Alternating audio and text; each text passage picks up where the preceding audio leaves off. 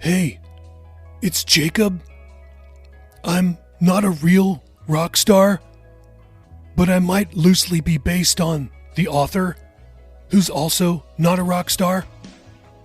Hey, I just wanted to take a couple of minutes and tell you about Anchor. If you haven't heard about it, it's the easiest way to make a podcast. Let me explain. First off, it's free. Also, there's creation tools that allow you to record and edit your podcast, like right from your phone or computer. Anchor will distribute your podcast so it can be heard on Spotify and Apple Podcasts and many more. You can make money from your podcast with no minimum listenership, and it's everything you need to make a podcast all in one place. So download the free Anchor app or go to anchor.fm right now to get started.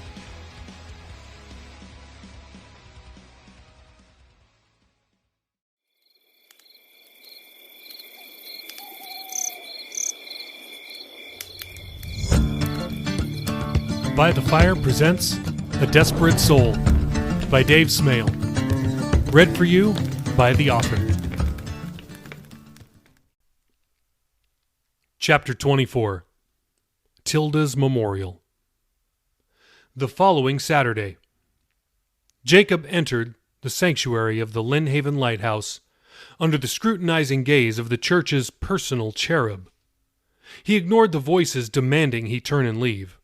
He couldn't miss his grandma's memorial service, whether he wanted to or not. Today marked the first time he'd attended a church service in 5 years. The place hadn't changed much, though he noticed newer instruments and sound equipment. Things only a musician would notice. The service was to begin in 5 minutes. Tilda's casket was centered directly in front of the pulpit. It was closed, but an enormous portrait of her was displayed on an easel next to it. Flowers were festively strewn about in ornate wreaths and garlands. The main flowers? Stargazer lilies. Grandma's favorite, he remembered. He didn't have much in the way of church clothes, but he did his best to dress respectably. A black button-down shirt, black cotton twill pants, and black sneakers. He even attempted to recolor his hair from purple to his natural dark brown. The result was jet black. Parishioners filed in the doors, talking to one another and settling into seats. It surprised him how many of them he recognized. Most didn't recognize him, including the ushers. They greeted him as though he were a first-time visitor, going so far as to ask him if he understood that he was at a memorial service. Why else would I be at church on a Saturday? He wondered. He humored them, understanding they were just doing their job. One thing was for sure. There were easily 300 people in the service, yet not nearly as many demons. Still, there were some. Most everyone wore the full armor of God. But this was the first time since gaining the strange ability that Jacob had been in a public place where people outnumbered demons. A few monsters were attached to various adults in the audience. Others were leashed to teenagers. He could tell by the looks on their adolescent faces they would rather be anywhere else than in church on a Saturday. Jacob remembered that feeling. Since there were not too many, he took a quick tally of the demons in the audience. 15. And some were attached to people he recognized from the church. The service began with up-tempo contemporary praise music. If Jacob remembered correctly, this was how all lighthouse services began.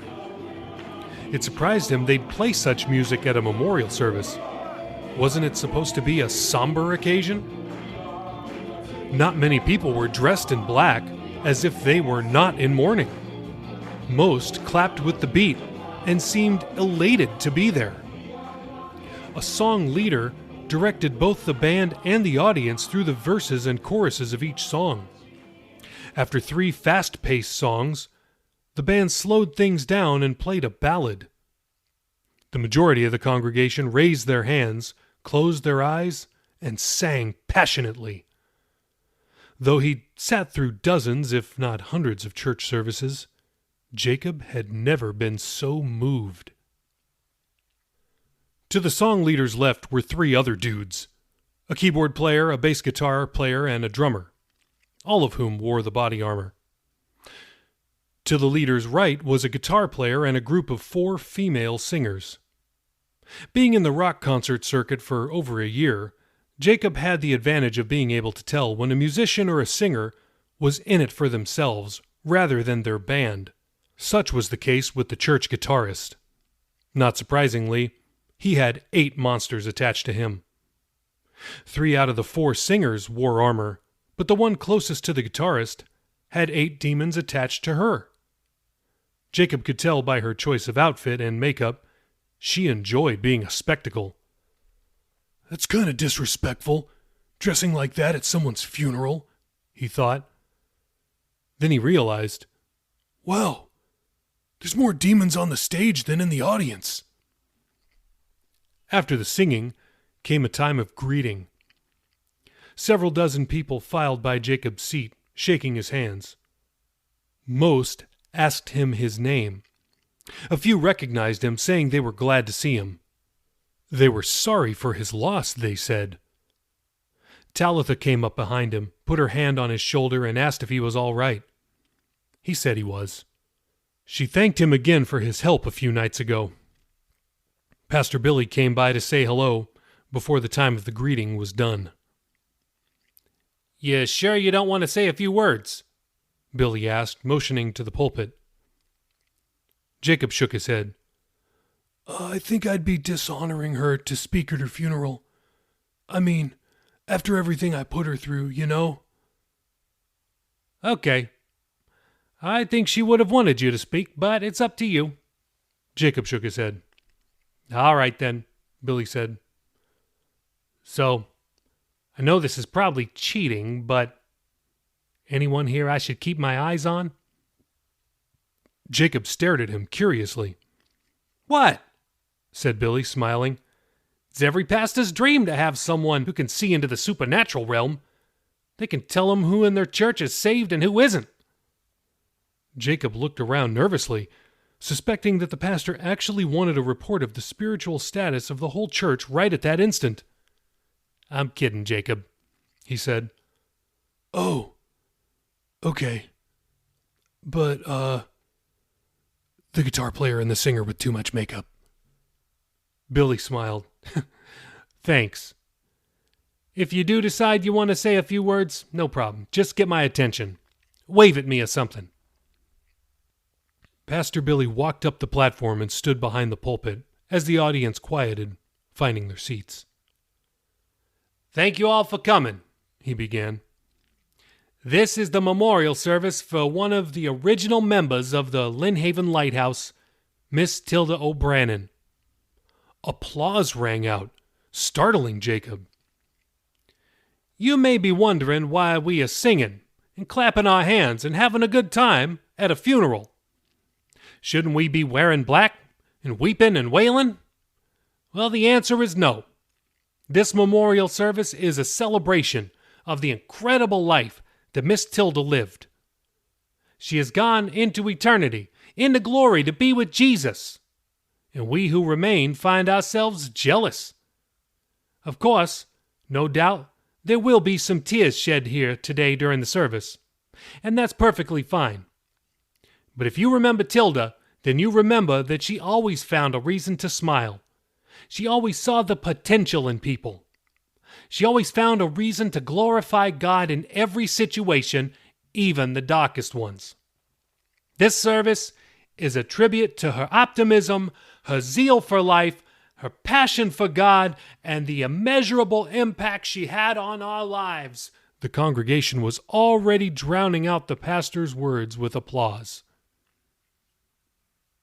"Now, on behalf of a family, one of whom I know to be in attendance today, her grandson Jacob," Billy said, motioning to him, "we would like to give you a brief history of Tilda's life. And for that, I would like to welcome my wife Taylor to the stage. She considered Tilda to be her best friend. Gentle applause accompanied Taylor's approach. The pastor's wife looked as if she had been crying all morning. Her face puffy, faint stains remained on her cheeks where she had dabbed at running mascara. She carried a folder which she set on the pulpit. Taylor took a deep breath and composed herself. Like my husband said, Tilda was my best friend. Taylor began, her throat tightening. She took another breath and continued. We spent a lot of time together, talking. While I could just give you her testimony, the story of how she came to Jesus, it wouldn't do justice to her memory. On the other hand, I'd need a week to tell you everything about her. So, I'll try to give you a fair summary, but I'll keep it relatively short. There's a lot to tell. She was an amazing person. So this is her story, or at least what I can recall, and what I've gleaned from over 20 years of friendship. It may not be perfect, but I think it'll be about as accurate as anyone else could tell. Tilda was born in Johnstown, Ireland. If you knew her, you'll recall she had an Irish accent. She once told me that if you moved from your native country before the age of 16, then you'd lose your accent. But she was proud to have proved that theory wrong. Taylor's mouth curled into an amiable smile. Her parents immigrated to America when she was 15, and she kept the accent. After arriving in New York, they moved to the Boston area. Her father found work as a bartender. They lived in destitute conditions in a town called Roxbury. Her parents fought often, mostly about money. Tilda used to say her father's paycheck would always disappear in the 3 blocks between his job and their apartment, though she suspected it never made it past the bar stools. He was a physically abusive alcoholic, routinely disappearing for days on end. One night, he knocked her mother unconscious and threw Tilda through her bedroom door, and then he left and never came back. Her mother found work as a seamstress. She barely made enough to put food on the table. By age 17, Tilda was doing what many teenagers did back then, going to bars and partying. Eventually, she was working at a bar, being paid under the table. After all, she was a minor. One night, just after her 18th birthday, she met a man at a bar where she worked. He was wearing a U.S. Navy serviceman's uniform. His ship was in port at Boston Harbor.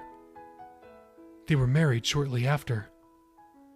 She then found herself moving to a creepy unknown place called Norfolk, Virginia. The congregation laughed, as did Taylor. Jacob was fascinated. He'd never heard any of this family history. Or maybe he had, but just hadn't cared enough to listen. The early years were hard, Taylor continued. Sailors weren't paid well back then. The couple had 2 children together while struggling to make ends meet. After living in and around the Norfolk area for several years, her husband got a big promotion. I'm not sure of all the military jargon, but I know he went from being enlisted to officer. A big pay raise. And that's when the fights really began. She said the fights were reminiscent of her own parents, although it never became physical. A few years later, her husband took orders overseas, but chose to leave his family behind. A few months later, she received divorce paperwork in the mail. It was during that painful time of her life that we met her. I'll never forget it. Our family was new in town. We were just trying to get people to come to our Bible study. Billy and I were at a grocery store passing out invitations, and I see this sweet-looking redhead who'd seen better days. I began talking with her and found out that she was a desperate soul. The support her now ex-husband was sending was barely enough to pay the light bill, let alone a mortgage and groceries. I just hugged her and she cried on my shoulder. We asked if we could pray for her and she graciously let us. She began coming to our Bible study with her daughter, a beautiful auburn-haired girl named Molly. The mention of his mother was too much. Jacob sobbed loudly, tears cascading down his face. Then several audience members, who remembered his mother, clapped.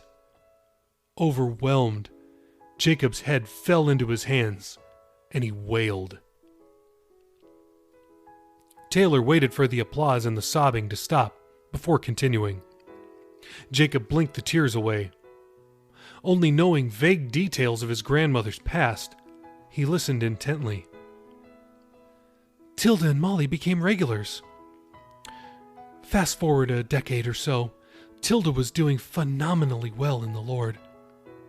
The legal system had worked in her favor, garnishing several years' worth of back child support from her ex. The amazing thing was, she'd never even filed a lawsuit. It just kind of happened. She was able to pay cash for a house. And she left her paid-for house to me?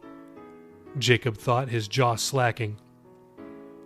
There are several people here today, Taylor went on, who can attribute their salvation to Tilda's servitude.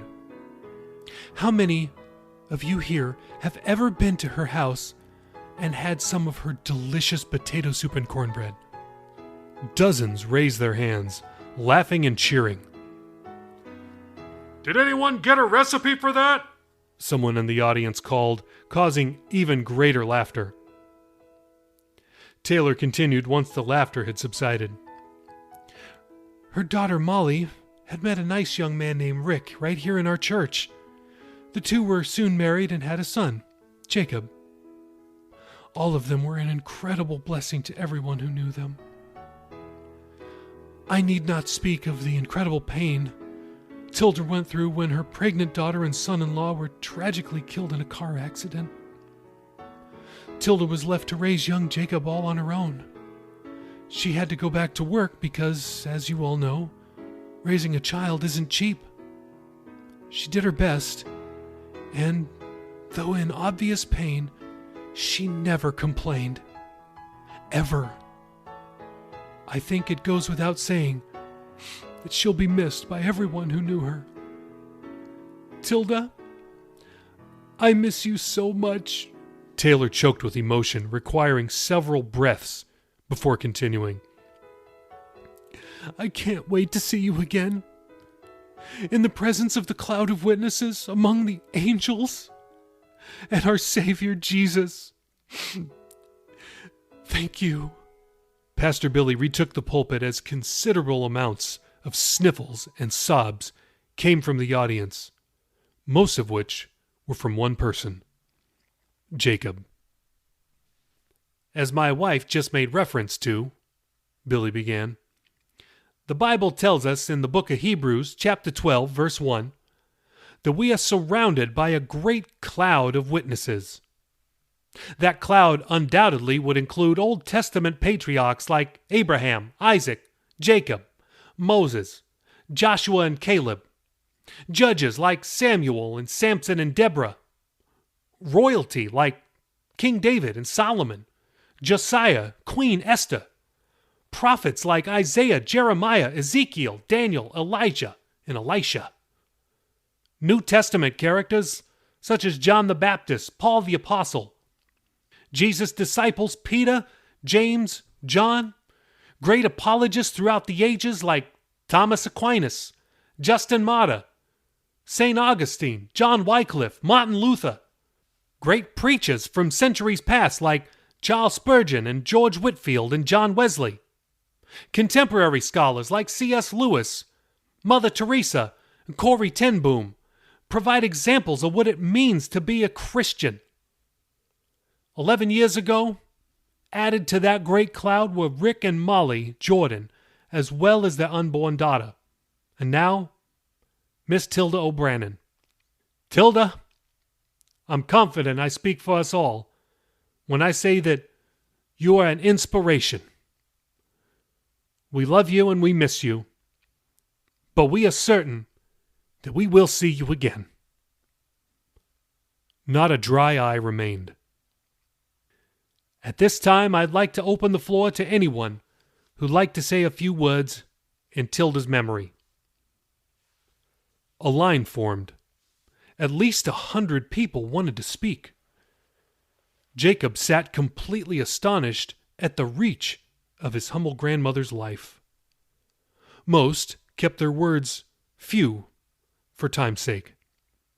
Some Jacob recognized, including Tilda's neighbors, Reggie and Monica, but many he'd never seen before.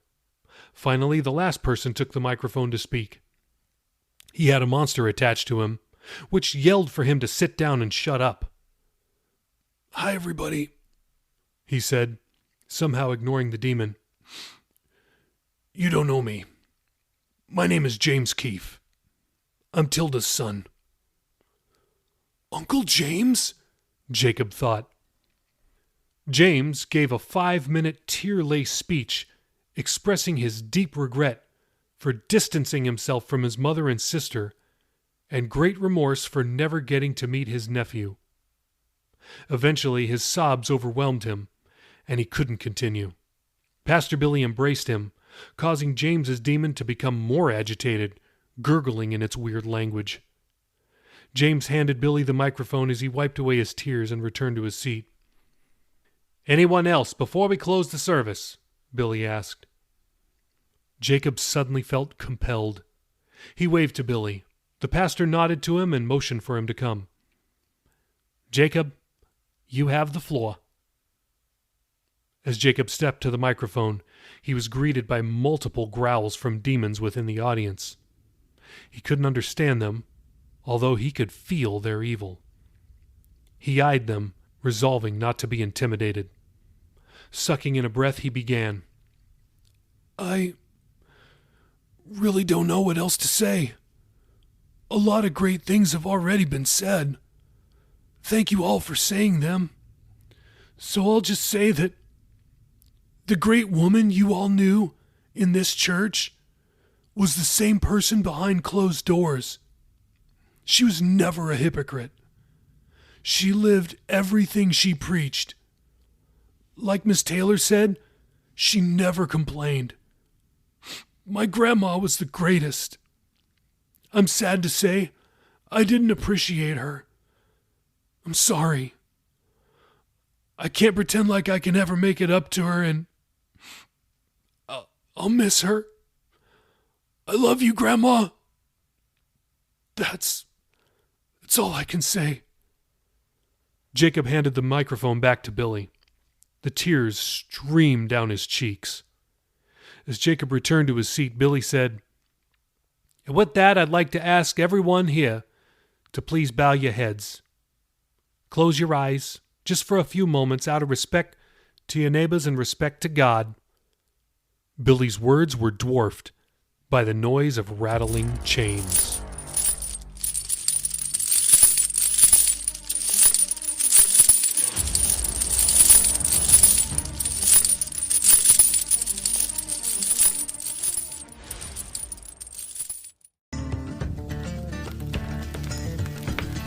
Hey, I just want to say thanks again for listening to By the Fire.